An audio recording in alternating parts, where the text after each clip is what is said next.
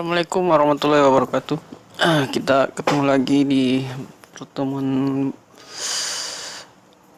hari ketiga. Hari ini saya akan menjelaskan atau memperkenalkan komponen-komponen yang ada di motherboard, sehingga kita dengan mengenal komponen kita bisa melakukan perbaikan dengan benar. Kita tanpa mengetahui komponen, kita akan kesulitan dalam melakukan pengukuran, dalam melakukan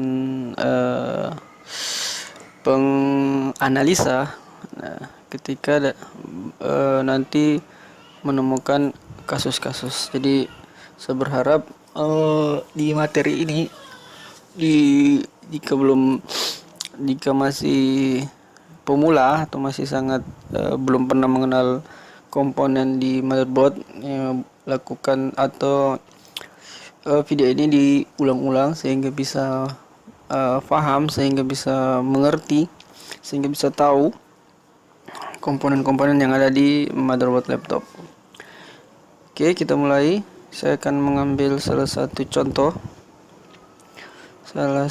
contoh motherboard. Ini adalah motherboard Acer. Kemudian yang namanya motherboard itu memiliki kode. Jadi masing-masing motherboard itu ada kodenya. Nah, kita lihat ini kodenya.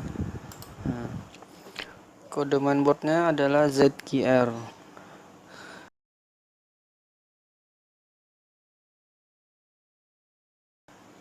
Nah, ini kode yang digunakan untuk, ini kode biasa kita gunakan untuk ketika kita mencari skema untuk motherboard ini. Kita cari kode ZQR. Kemudian ini ada kode lagi, itu sama saja yang ini. Nah, ini DAO ZQR MB6C0. Nah, itu sama, yang diambil bagian ZQR-nya.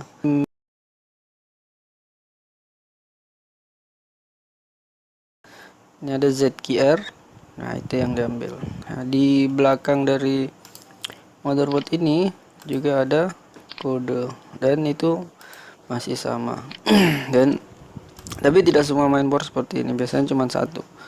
Nah, kebetulan ini ada beberapa dan sama. Oke, kita mulai pengenalan komponennya. Saya akan mulai dari jack adaptor. Nah, ini adalah jack adaptornya. Memiliki kutub positif dan negatif. Ditandai dengan yang merah itu adalah positifnya dan hitam itu adalah negatifnya atau groundingnya. Kemudian di mainboard itu ada yang seperti ini, lubang-lubang seperti ini. Biasanya ini tempat baut. Nah, tapi ini juga menjadi patokan kita untuk menentukan yang namanya ground. Nah, ini semua adalah ground. Ini ground. Ini ground ini. Jadi ground ini tidak boleh berhubungan dengan kutub positif di komponen.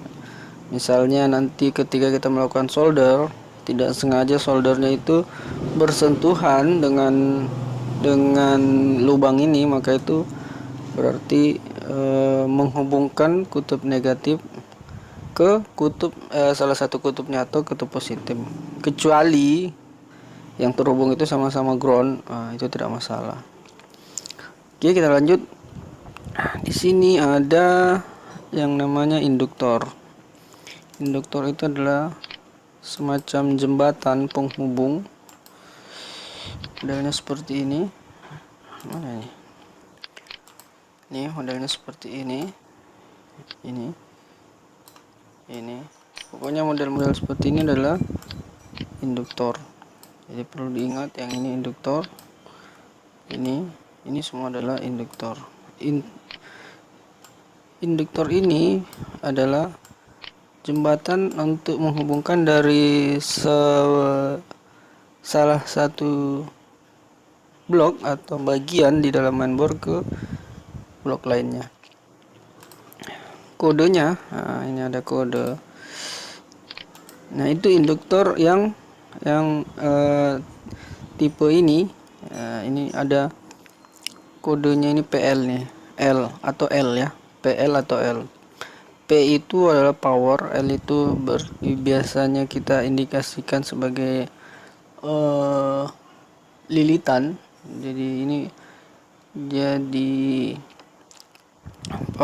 apa namanya, yang memiliki kode P di depan komponen itu berarti biasanya dilalui oleh tegangan utama dari blok itu.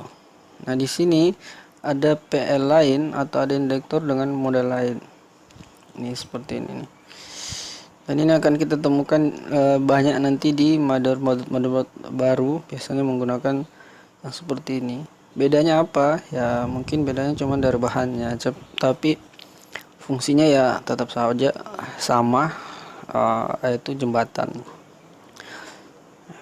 Kalau ini ketika kita buka, itu kita bongkar, kita hancurkan, ini ada lilitan, ada kumparan tembaga yang diputar. Nah, kalau ini saya belum pernah bongkar, ya, kemungkinan besar ini apa namanya, induktor seri baru atau model lain, sama dengan komponen-komponen lain yang memiliki pembaharuan setiap generasinya. Yang harus diperhatikan adalah kode dari masing-masing komponen. Nah, ketika menemukan komponen induktor ini, yang harus kita ingat adalah kodenya adalah L. Nah, itu. Adapun P itu adalah powernya. Jadi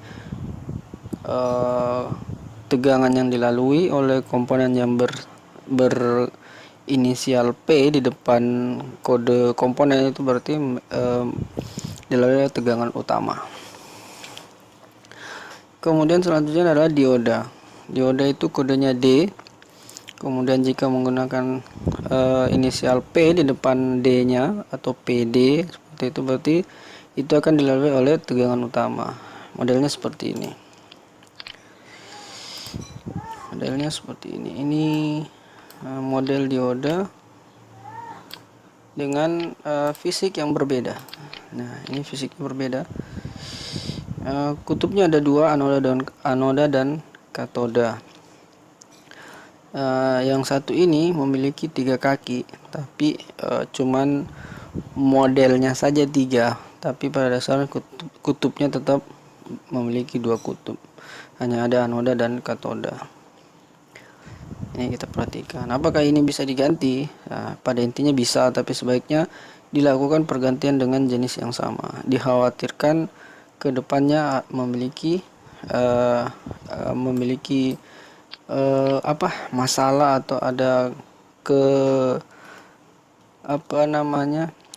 akan terjadi hal-hal yang mungkin di luar kendali kita. Oke, kita lanjut ke komponen berikutnya, yaitu MOSFET. Nah, ini MOSFET adalah salah satu komponen yang paling banyak kita temui di di motherboard laptop ini.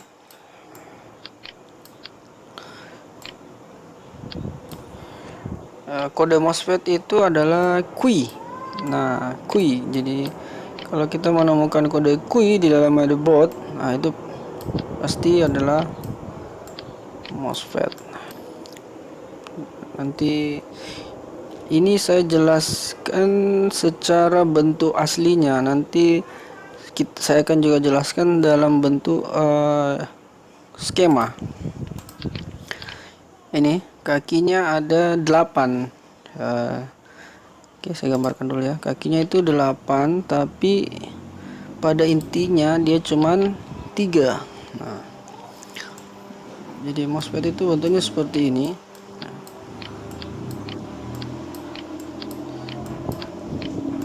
1 2 3 4 5 6 7 8. Nah begini.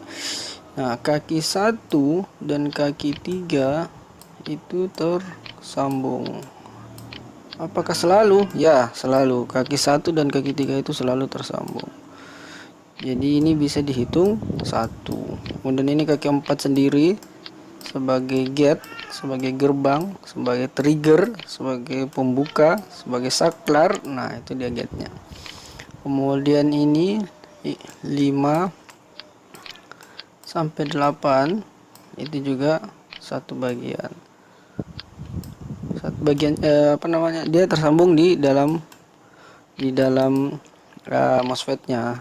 Keluaran kakinya tetap 4, tapi dia tersambung di bagian dalam. Jadi 1 2 3 4 5 6 7 8. Nah, jadi putarannya seperti itu. Putarannya seperti ini nih. Nah, jadi kita menghitungnya 1 2 3 4 5 6 7 8. Itu adalah MOSFET. Oke.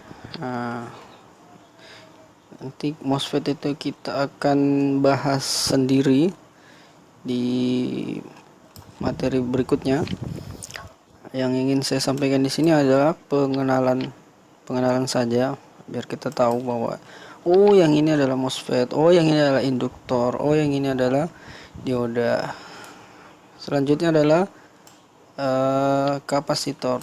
Nah, ini kapasitor. Ini kapasitor solid namanya. Ini kapasitor itu kapasitor solid. Nah, ini kapasitor SMD. Ini kapasitor juga nih. Kemana lagi ya? Ya itu sudah. Jelas. Nah, ini kapasitor. Nah, yang kapasitor seperti ini dengan tulisan 100 kemudian EFZ 150 ini biasanya kapasitor untuk tegangan yang besar atau tegangan main power, tegangan utama. Biasanya ini adalah 19 volt. Dilewati oleh tegangan 19 volt. Beda dengan kapasitor yang seperti ini. Ini tidak terlalu kental. Nah, ini di badan kapasitor ini ada tulis 562,5 volt. Yang ini biasanya markingnya atau kode produksinya. Kemudian jenisnya besar apa ya? Besar kemampuan komponen ini adalah ini 560 mikrofarad. Satuannya farad. Untuk kapasitor itu satuannya farad. Kemudian 2,5 volt. Artinya kapasitor ini mampu dilewati oleh tegangan hingga 2,5 volt. Kemudian kita lihat ini 6,3. Nah, berarti seperti itu. Sama dengan penjelasan ini. Kalau ini cuma 2,5, ini 6,3. Kemudian nilainya adalah 330 mikrofarad. Nanti kita jelaskan di materi lain juga khusus kapasitor yang agak panjang ini. Kemudian yang ini kapasitor SMD. Nah, ini modelnya baru, bukan model baru, maksudnya modelnya lain. Lebih SMD itu kayak apa ya, lebih ke chip barangkali ya. Jadi dia didesain lebih kecil, tidak sama seperti ini. Bahannya beda, cuma namanya sama. Ini juga akan kita bahas di materi lain. Yang saya bahas di materi lain itu adalah komponen-komponen yang paling sering kita temui atau paling sering mengalami gangguan di motherboard. Kemudian ini namanya KBC. Nah, ini adalah sistem sistem input output atau yang mengatur keseluruhan signal yang ada di motherboard. Nah, inilah namanya yang biasa kita sebut KBC atau yang biasa kita sebut SIO atau yang biasa kita sebut IO. Nah, ini KBC. serinya mana? Kita lihat serinya. Ya, serinya ada di sini tertulis mana nih? Nuvoton. Nah, ini ada Nuvoton nih, tulisan Nuvoton.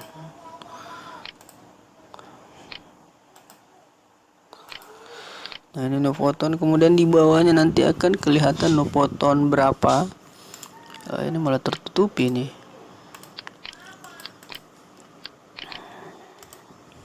Ya, itu NPCE 791LAODX.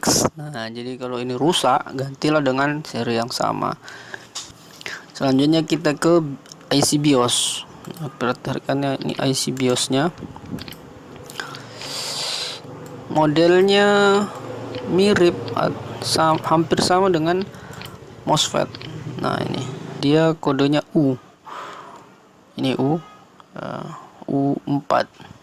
Nah, jadi kalau menemukan yang seperti ini atau lebih kecil dari ini, kode komponennya adalah U, maka pastikan itu bukan MOSFET. Hubungan antara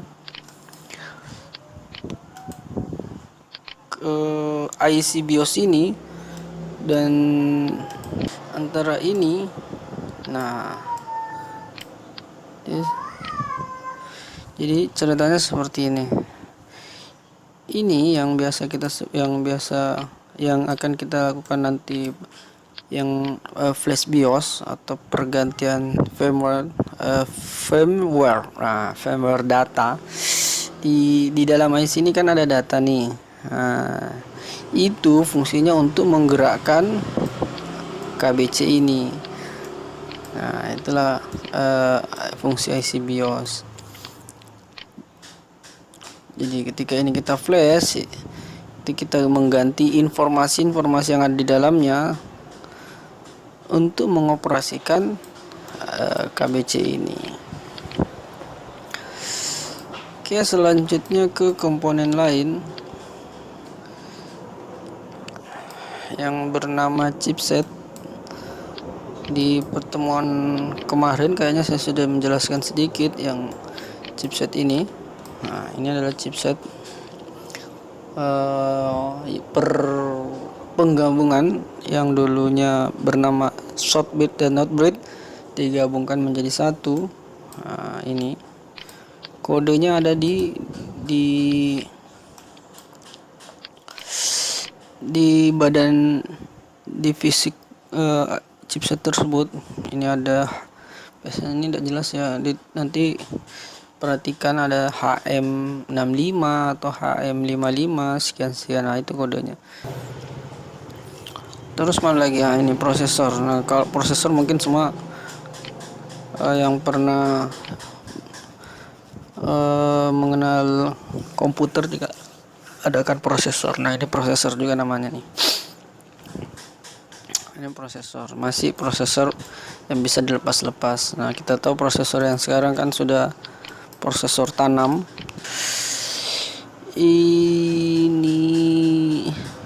Ini kodenya sama ya, U juga, ini U berapa begitu. Perhatikan di bagian lainnya, coba saya lihat ya. Kita lihat, daripada bingung nanti. Ada enggak ini kelihatan? Nah, ini nih U13 nih, ada tulisannya nih U13 kecil nih. Nah, jadi nanti kalau di skema, kalau mau melihat isi dari chipset ini, perhatikan saja U13 ini. Kita beralih ke komponen berikutnya. Ini sudah, kemudian apa lagi ya? Ini IC tidak kelihatan sih badannya. Biasanya kalau kelihatan ini gampang nih toh. Ini IC kalau tidak salah sih ini IC zone. Nah, ini IC zone nih. Untuk memastikannya tinggal lihat saja di skema. Nanti kalau kita belajar skema, kita akan lebih cepat paham, lebih cepat mengerti, karena akan kita padukan antara bentuk asli dan contoh di dalam skema.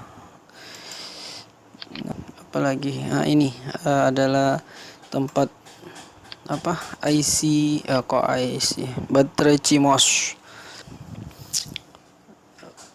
penanggalan atau jam di sistem BIOSnya, tapi juga akan sangat berpengaruh di beberapa mainboard, dapat memberikan tegangan tambahan untuk IC maupun untuk KBC. CMOS ini memiliki tegangan 3,2. Nah, normalnya itu 3,2 volt. Selain komponen, ini adalah sound jack sound. Kemudian ini adalah USB, ini HDMI, ini tidak kelihatan ya. Nah, ini adalah apa namanya, ini VGA untuk ke monitor atau ke proyektor. Kemudian ini adalah LAN, jack LAN yang sudah jarang kita gunakan. Ini HDMI, kemudian ini USB. Oh, ini sudah di belakang dari mainboard. Kita lihat tidak ada perbedaan. Nah, ini juga MOSFET yang 3 kaki. Ini deretan. Biasanya untuk MOSFET itu kita menyebut untuk yang kaki 8, terus untuk yang kaki 3 ini biasa kita sebut dengan FIT. Tapi intinya sama, tetapi itu adalah MOSFET. Kemudian ini adalah FIT. Ini tombol klik kiri dan klik kanannya ini di mainboard. Kemudian ini ada LED yang biasa menjadi pertanda atau signal bahwa laptop sudah bisa hidup atau bisa mengetahui kondisi power input sudah bekerja. Kemudian ini adalah soket keyboard. Kemudian ini tombol switch. Nah, ini soket tombol switch. Kemudian apa lagi ya? Kemudian ini adalah baterai, soket baterai. Kita hitung 1 2 3 4 5 6 7 8, ada 8 kaki. Ini 8 kaki. Kita akan bahas di bagian lain. Di sini saya hanya ingin memperkenalkan komponen. Oh ya, ini kodenya untuk kode untuk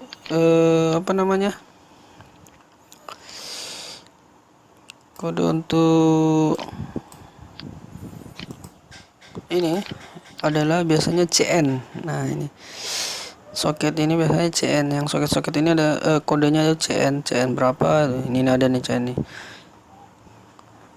CN. Kemudian ini biasanya kodenya CN semua nih. Terus ini card reader ini card reader, ini mic. Nah, ini di sini kita lihat MOSFET-nya bermacam-macam bentuknya. Ada yang kecil, ada yang besar, ada yang tipis tapi panjang. Nah, pada dasarnya semua sama. Yang perlu diperhatikan adalah jenisnya. Ada jenis P channel dan ada jenis N channel. Kemudian pengukuran juga sama. Yang membedakan hanya fisiknya dan